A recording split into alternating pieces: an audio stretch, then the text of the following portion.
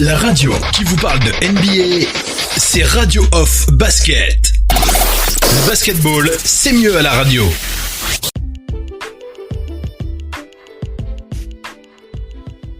Bienvenue les amis, bienvenue sur le parquet de la radio off. C'est la reprise des playoffs en NBA les amis, vous avez dû le voir sur les réseaux sociaux avec bien entendu cette décision de la NBA de reprendre bien entendu les hostilités de ces playoffs qui ont démarré donc samedi, donc dans la nuit. Et aussi, donc c'est le moment pour Radio Off Basket, voilà, de reprendre aussi le chemin des parquets tout simplement. Alors pour ceux qui ont été absents, pour ceux qui n'ont pas eu de nouvelles pendant ces quelques jours, hein, on a diffusé notamment un message sur les réseaux sociaux indiquant que, bien entendu, au vu de la décision des joueurs au vu de la décision des joueurs de boycotter les rencontres d'il y a encore quelques jours, compte tenu de l'actualité sociale, on va dire ça comme ça, avec la mort de ce citoyen américain Jacob Blake, nous avions pris aussi la décision de suspendre aussi nos activités. D'abord en solidarité bien entendu avec les joueurs, avec tout ce contexte, mais aussi surtout parce que Radio Off Basket a comme principe, nous avons comme principe de ne pas aborder les sujets politiques ou alors les sujets autres que les sujets liés au basket sur nos talk shows. Donc généralement, lorsqu'il s'agit de défendre une opinion politique, alors une opinion qui ne concerne pas le basket, Radio Off Basket ne prend pas parti pour ce genre de débat, pour ce genre de sujet. Même si globalement, en interne, nous sommes solidaires, on l'a régulièrement précisé lors de nos échanges entre panélistes sur les parquets de la radio. Nous avons indiqué que nous sommes solidaires, bien entendu, de toutes les décisions qui sont prises par les joueurs de la NBA pour faire évoluer les choses aux États-Unis. Mais voilà, Radio Off Basket, pour l'instant, on n'a pas, véritablement, je pense que moi, c'est un point, personnellement, Kofi Basket, c'est un point que je défends. Je n'aime pas aborder les sujets politiques. Bien entendu, si il y a des personnalités, des gens qui suivent Radio Off Basket, qui souhaitent véritablement que l'on aborde ce type de sujet un peu plus, je suis prêt à entendre, nous sommes prêts à entendre les doléances ou alors les requêtes dans ce sens.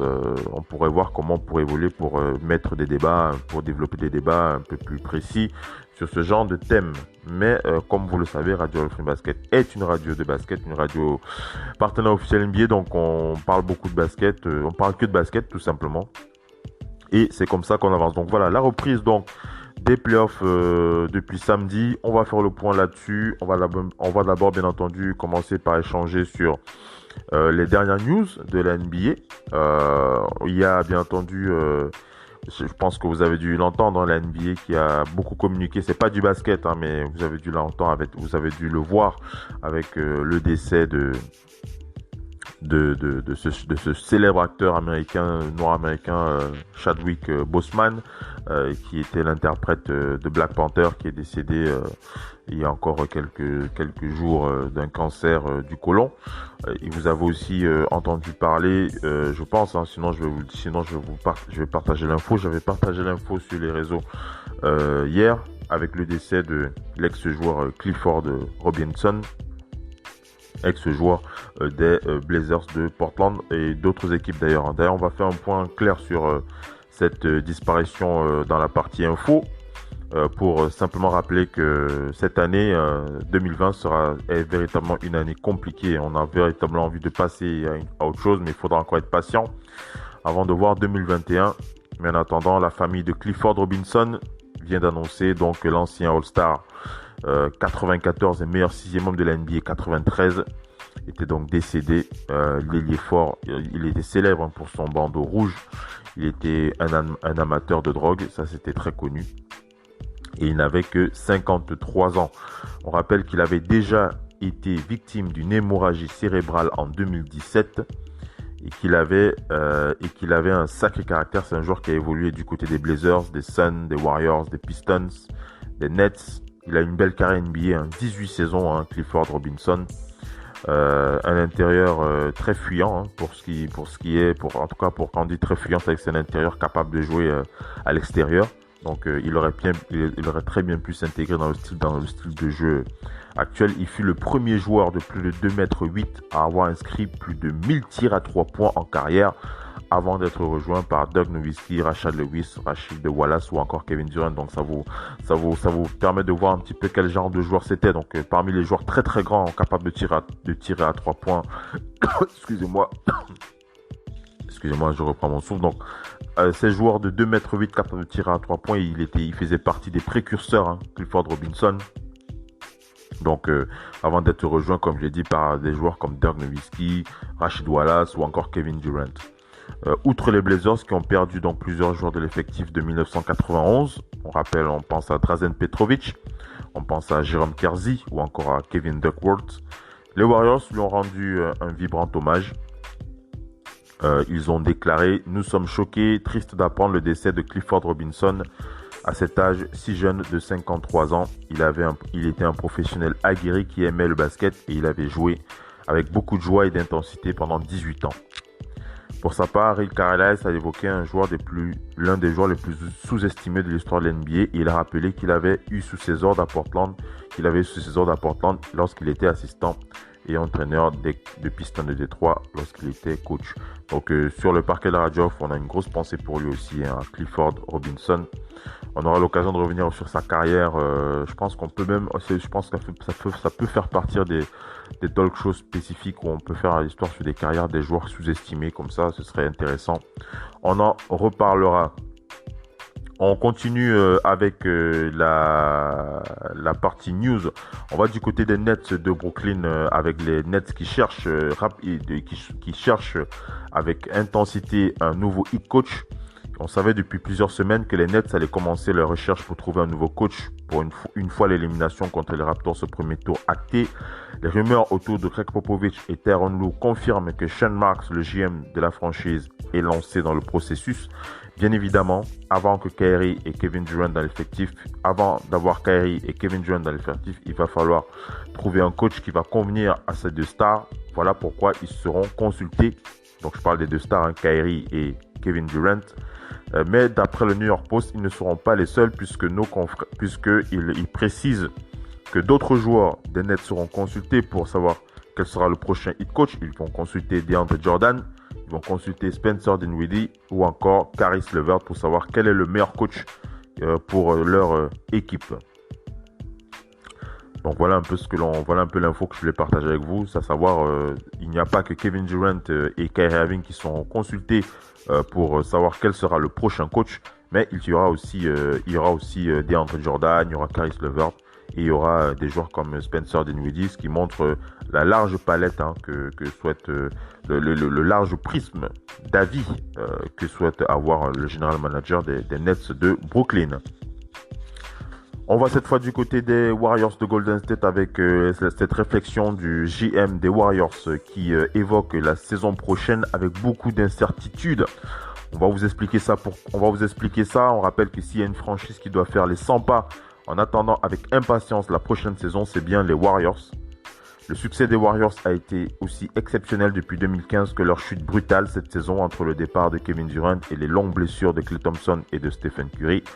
Autant dire que le front office est impatient de voir son équipe refouler les parquets et retrouver les sommets le plus rapidement possible.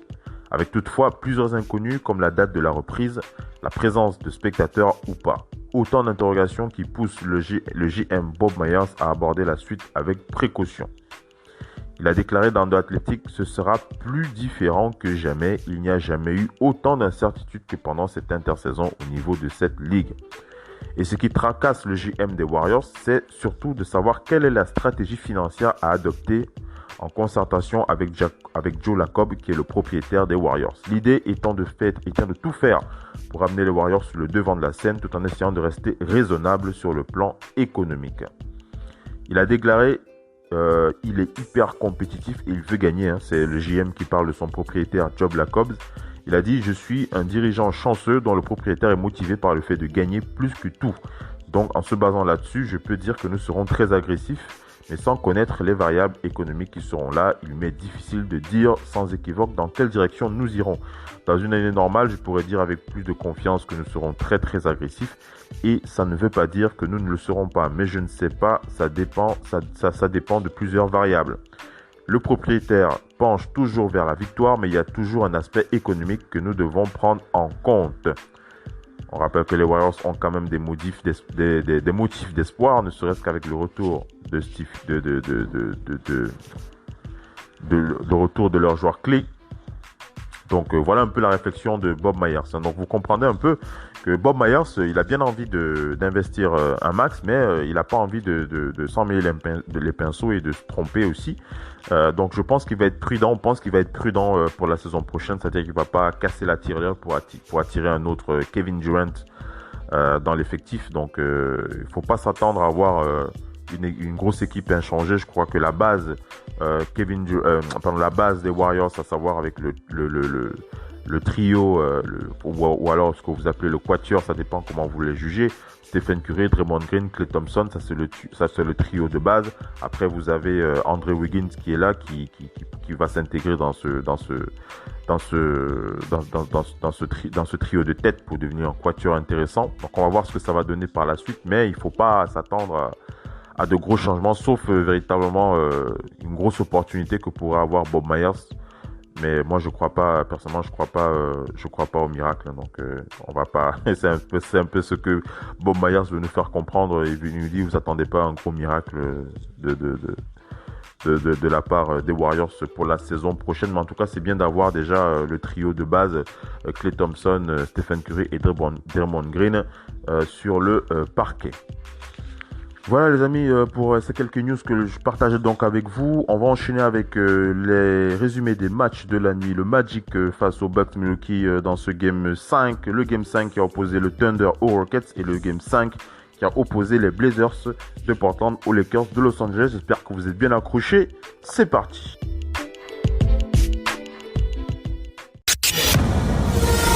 La radio qui vous parle de NBA, c'est Radio Off Basket. Le basketball, c'est mieux à la radio.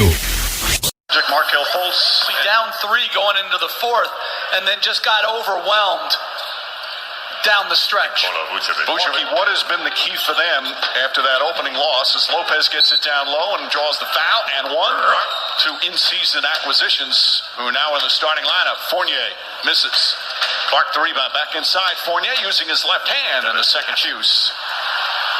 Matthews has played some terrific defense on Fournier in this series. Antetokounmpo, the quick burst. Voilà les amis, on enchaîne avec le résumé des matchs de la nuit. Vous l'aurez compris, les Bucks de Milwaukee face au Magic d'Orlando. Nous enchaînons donc avec ce Game 5 et on va rappeler que les deux équipes ont été très maladroites au début du match, visiblement en manque de rythme suite aux journées manquées avec le boycott, mais dans le sillage de Eric Bledsoe et Giannis, les Bucks ont fait la course en tête 10-5, puis 14-11. Les Bucks ont trouvé la cible avec 3 tirs à 3 points de suite signés Matthews, Williams et DiVincenzo pour un 9-2. 23-13. Lors des 4 dernières minutes du quart-temps, les Bucks n'ont inscrit qu'un seul panier avec une bonne entrée du second 5 de l'équipe. Le Magic est revenu à 26-21, notamment avec un shoot de Ross. Les deux équipes ont conclu le carton avec une adresse catastrophique. Ils tiraient à 37%. Les Bucks tiraient à 37% et le Magic shootait à 36%. Sous l'impulsion d'Augustine et de Ross, le Magic est revenu à hauteur 31 partout, mais sur une séquence, les Bucks ont initié un run avec un 2+1 et une faute flagrante sur Giannis. Et dans la foulée, un tir primé de Brook Lopez. Les Bucks se sont détachés 44-31 sur un 13-0, conclu par un tir pour un tir derrière l'arc de Bledsoe 44-31. Le Magic y est allé de son run avec un 7-0 pour 5 points de Vucevic pour recoller à 6 points. Mais dans ce carton de run, le dernier a été en faveur des Bucks avec un 3 points de Korver et un 3+1 de Chris Middleton. Ils ont terminé sur un 9-2 pour entrer au vestiaire avec l'avantage au score 67-50 et 22 points marqués de Giannis Antetokounmpo. Les Bucks ont continué sur leur lancée dominateur pour prendre 21 points d'avance, 76-55. Le Magic n'a pas abandonné et Evan Fournier avec 2 tirs à 3 points. En plus de Nennis, les Floridiens ont réduit leur retard à 13 unités, 80-67. Les Bucks ont connu une seconde partie de troisième quart-temps très compliquée offensivement, mais après un bon run, Orlando a perdu son adresse et a marqué seulement 2 paniers à 4 minutes 30, ce qui a permis aux Bucks de rester tranquillement en tête, 89-69. Dans le sillage d'Iwundu, Orlando a entretenu l'espoir en terminant par un 10-0, 90-79 après 3 quarts-temps. Le Magic a poursuivi son run en début du troisième quart-temps alors que les Bucks se sont clairement relâchés avec des 3 points de Nikola Vucevic et Evan Fournier. Le run est devenu un 24-6 et a mis les hommes de Steve Clifford à 3 points avec 7 minutes à jouer à 96-93. Mike Budenholzer a dû prendre un temps mort et Marvin Williams a sorti un gros passage avec un tir à 3 points, un passage en force provoqué puis un autre tir primé pour un 8-0 qui a redonné de l'air aux Bucks. 104-93. Les Bucks Milwaukee avec l'avance a donc géré tranquillement les dernières minutes pour remporter ce Game 5. Vous l'aurez compris, les Bucks ont été menés par un excellent Giannis Antetokounmpo, 28 points, 11 sur 17 au tir, dont 3 sur 6 à 3 points, 17 rebonds et 3 passes. Chris Middleton était à 21 points, Brook Lopez était à 16 points. Les Bucks ont chuté à 45%, donc un 16 sur 45 à 3 points, tout en limitant le Magic à seulement 38%, donc 15 sur 41 à 3 points. Nikola Vucevic n'a pas eu le même impact que lors des 4 premiers matchs sur la série, avec 22 points à 9 sur 25, dont 3 sur 10 à 3 points, 15 rebonds et 5 passes. Evan Fournier a quelque peu relevé la tête avec 18 points à 5 sur 12, dont 3 sur 7 à 3 points, mais c'était insuffisant. Les Bucks sont donc au second tour, ils sont qualifiés donc pour le second tour, malgré un faux départ. On se rappelle de cette première défaite dans le Game 1. Les Bucks concluent la série en 5 matchs en dominant le Magic 118-104 dans ce Game 5. Ils ont compté jusqu'à 21 points d'avance en seconde mi-temps avant de laisser le Magic revenir en possession à une possession en quatrième quart-temps. Ils ont bien fini l'affrontement et les Bucks vont donc affronter le Heat de Miami pour le prochain tour. La radio qui vous parle de NBA, c'est Radio Off Basket. Le basketball, c'est mieux à la radio.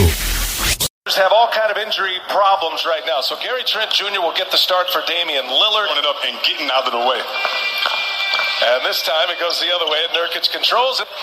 They do have Yusuf Nurkic, who has just been outstanding, coming off a double-double in Game 4. And right away, big passing. Next series either against Houston or Oklahoma City, who you know will have a Game 6, potentially a Game 7, is Anthony Leadership of LeBron. And no, he hasn't gone dark zero on his... Allez les amis, on enchaîne avec le résumé de ce match qui a donc opposé les Bucks Milwaukee les Lakers de Los Angeles. J'en ai terminé avec les Bucks.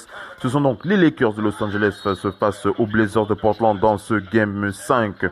On rappelle donc devant jusqu'à 8 points en première mi-temps. Les Lakers ont les Blazers, on rappelle que devant jusqu'à 8 points en première mi-temps, les Blazers ont perdu le contrôle dans le troisième quart-temps, dominé 32-24 par les Lakers de Los Angeles. Mais avoir pris un retard de 14 points dans la période, les Blazers sont revenus à 197 sur un lay-up de CJ McCollum avant d'égaliser sur un 3 points d'Anthony Simons, venu boucler un 8-0 à 9,46 minutes de la fin de la période. LeBron James a répondu à 3 points. Trent Jr. a égalisé à nouveau lui aussi de loin, 109 partout, à 7 minutes avant un nouveau tir primé signé Kentavious Caldwell-Pope pour les Lakers. Trent Jr. à longue distance a réduit l'écart 114-112 à 4 minutes de la fin. Puis c'est Anthony Davis qui a mis tout le monde d'accord avec un 11-0 personnel pour aider les Lakers. 54% au tir contre 47% pour les Blazers de Portland pour aider donc les Lakers à se détacher définitivement pour remporter ce match sur un score de 123-112. Vous le savez, avec l'absence de Damian Lillard, qu'on rappelle qui est rentré à Portland pour faire examiner son genou, c'est CJ McCollum qui a fait son possible pour porter son équipe avec 36 points, 13 sur 25 au tir, 6 rebonds et 7 passes décisives. Carmelo Anthony a apporté 27 points, 9 sur 16 au tir et 7 rebonds. Gary Trent Jr. était à 16 points, 5 sur 13 au tir, 4 rebonds et 2 passes. Gary Trent Jr., c'est lui qui a pris la place de Damian Lillard dans le 5 de départ des Blazers, qui n'avait que 9 joueurs disponibles. On rappelle qu'ils ont plusieurs joueurs blessés en plus de Damian Lillard, puisqu'il y a Colin out qui est out pour blessure aux chevilles, Little blessure gêné par un problème de déshydratation, Wayne Gabriel qui a une tendinite au quadriceps, etc., etc. Donc plusieurs joueurs blessés et absents du côté des Blazers. Côté Lakers, Rajon Rondo, lui, revient d'une fracture au pouce. Il a souffert du dos, donc il n'a pas joué. Dion Waiters, lui, avait une migraine. Il était incertain avant le match et finalement, il n'a pas joué. Les Lakers affronteront donc en demi-finale le vainqueur de la série qui oppose les Rockets de Houston au Thunder d'Oklahoma City. On attend donc la suite pour enchaîner avec les playoffs de cette équipe des Lakers de Los Angeles. On rappelle aussi que LeBron James et Anthony Davis ont réalisé un match de gala avec 36 points, 14 sur 19 au tir, 10 rebonds et 10 passes pour LeBron James.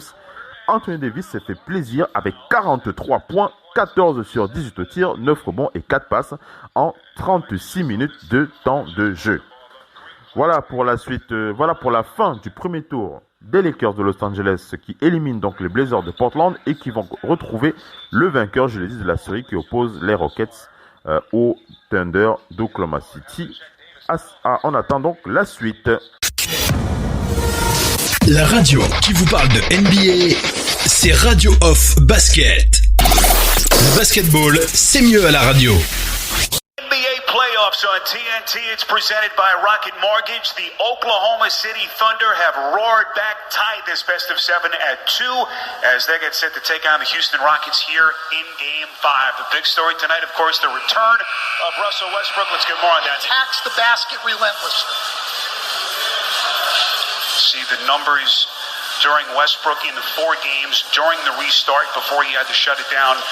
Having last played on August the 11th, Westbrook joins Harden, Gordon. Il était de retour, Russell Westbrook, enfin de retour sur les parquets avec les Rockets de Houston. On attendait vivement ce retour de Russell Westbrook qui a été maladroit. C'est normal avec la reprise, hein, c'était pas évident, mais ça fait plaisir de retrouver celui qu'on appelait encore le marsupilami lorsqu'il évoluait encore du côté du Thunder d'Oklahoma City. On va rappeler que c'est James Harden qui a brillé, 31 points, 11 sur 15 au tir, 2 rebonds, 5 passes en 28 minutes.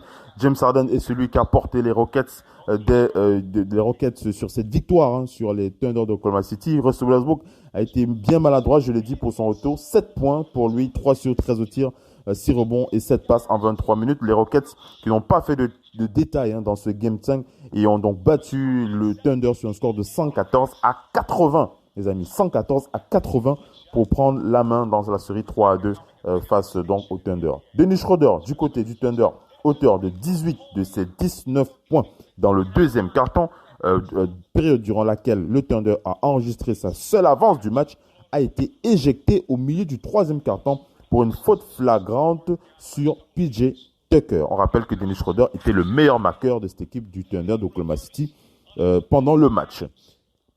PJ Tucker a lui aussi été prié de quitter le parquet après avoir répondu à Dennis Schroeder en lui balançant un coup de tête. Donc voilà, vous comprenez que c'était très chaud entre les deux hommes. Robert Covington et Eric Gordon ont bien suppléé James Harden au scoring avec 22 points.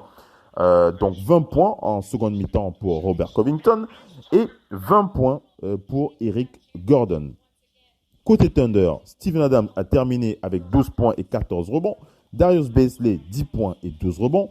Le Thunder a mené seulement de 3 points à la mi-temps alors qu'elle avait encaissé 20 des 27 premiers points de la rencontre avant de revenir et de prendre jusqu'à 5 points d'avance dans le deuxième quart-temps. Ils ont encaissé 19 des 21 premiers points marqués dans le troisième quart-temps, remporté 37-18. Les Rockets qui ont donc par la suite pris les commandes du match avec 34 points d'avance dans le quatrième quart-temps. 29-17 dans ce score de ce quatrième quart. Au moment de la sortie de Schroeder, les Rockets étaient devant au score 67-49, les amis. Il n'y avait pas match. Chris Paul a terminé avec 16 points, 6 sur 13 au tir, 4 rebonds et 6 passes. Shai Gilgeous-Alexander, 4 points, 2 sur 8 au tir, 3 rebonds et 4 passes. Game 6, donc, lundi, si les Rockets l'emportent, ils retrouveront donc les Lakers pour le second tour des playoffs.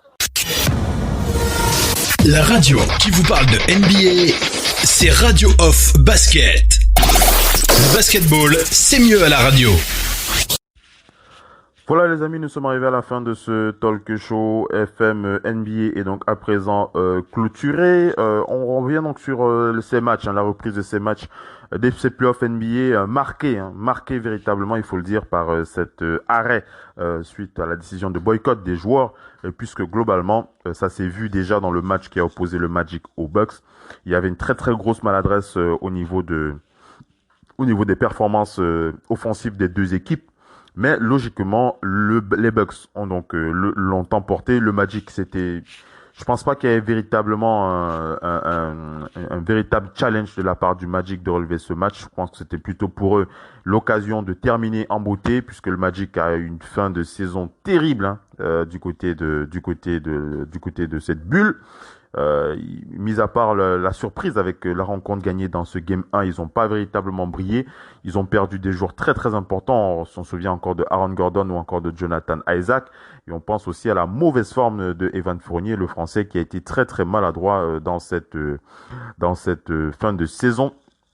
Dans celle but d'Orlando, Evan Fournier, tout simplement, il n'a pas trouvé son rythme dans cette fin de saison. Et c'est logique, donc, que le Magic clôture cette série, ce premier tour, avec cette victoire 118-104 pour 118-104, les Bucks qui vont donc affronter le Heat de Miami pour le second tour. Je pense que c'est à partir de là que les choses vont devenir plus intéressantes. Une série plus intéressante plutôt, c'est du côté, je vous l'avais dit, les Rockets de Houston face au Thunder d'Oklahoma City, même si j'ai tendance à croire qu'avec la coupure qu'il y a eu avec, bien entendu, ce boycott, je pense que du côté du Thunder, les choses sont un peu plus... Il y a un gros essoufflement en tout cas, puisque le momentum est du côté des Rockets de Houston qui l'ont démontré encore dans ce Game 5 et qui ont véritablement martyrisé, en tout cas James Harden, et qui ont véritablement martyrisé le Thunder d'Oklahoma City, 114-80 pour le score final. James Harden s'est encore mis en évidence. On a enregistré le retour de Russell Westbrook, même si on n'attendait pas, enfin, les fans de Russell Westbrook attendaient un gros match. Ce n'était pas le cas. Russell était très maladroit, 7 points sur ce match uniquement, mais l'essentiel est ailleurs. Il faut juste qu'il revienne et qu'on voit qu'il est en forme. Voilà, c'était le plus important pour le retour de Russell Westbrook. Ça n'a pas empêché les Rockets de faire le taf 114-80 et je pense véritablement que cette série va se clôturer lundi. J'ai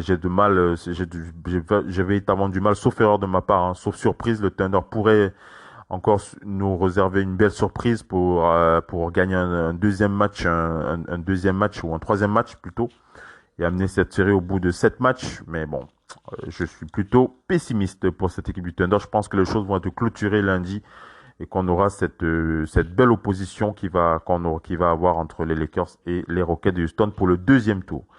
Les Lakers donc qui ont donc clôturé la série logiquement par une équipe des Blazers très blessée, avec des joueurs manquants. Damian Lillard qui a quitté la bulle, on l'a dit. On l'a évoqué dans les news. Pour ceux qui suivent la page Oncle Basket, on vous l'avait annoncé avec le départ de Damian Lillard, CJ McCollum et Carmelo Anthony qui ont tenu leur rang, mais bon, ça n'a pas suffi. Du côté des Blazers de Portland qui se sont fait dominer par les Lakers avec un extraordinaire Anthony Davis qui en a profité, qui a scoré 43 points dans ce game, triple-double aussi de la part de LeBron James. Les deux joueurs se sont fait plaisir dans ce score, dans cette victoire devrais-je plutôt dire, sur un score de 131-122. Les Lakers qui attendent donc, je pense, qu'ils attendent donc de pied ferme les Rockets de Houston. On aura la décision lundi. Donc voilà pour les Lakers qui attendent donc, je pense, logiquement les Rockets de Houston pour la décision qui devrait tomber lundi, sauf surprise, sauf si Chris Paul retrouve encore un semblant d'énergie pour booster ses coéquipiers et tenter d'arracher encore un autre match. Voilà pour la fin de cette quotidienne FM NBA. C'était Oncle Phil Basket. J'espère que vous avez apprécié. N'oubliez pas de partager l'info à vos proches pour nous retrouver sur le réseau Radio FM Basket. On rappelle que nous sommes aussi disponibles sur WhatsApp. D'ailleurs, nous sommes la seule radio digitale disponible sur WhatsApp. N'hésitez pas à nous retrouver pour suivre l'intégralité de nos quotidiennes. Une dernière info que l'on partage aussi avec vous, c'est la mise en place de la version anglaise Radio Off Basket qui va être disponible très très bientôt, on va dire la semaine prochaine. Même on est en train de se battre pour courir là-dessus. C'est vrai que Radio Off Basket est une radio qui est en majorité francophone, mais nous intégrons désormais les versions anglophones de nos talk shows.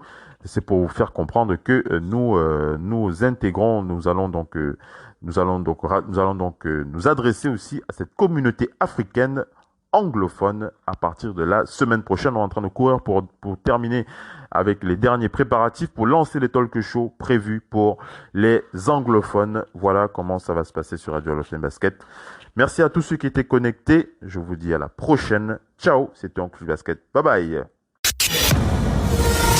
La radio qui vous parle de NBA, c'est Radio Off Basket. Le basketball, c'est mieux à la radio.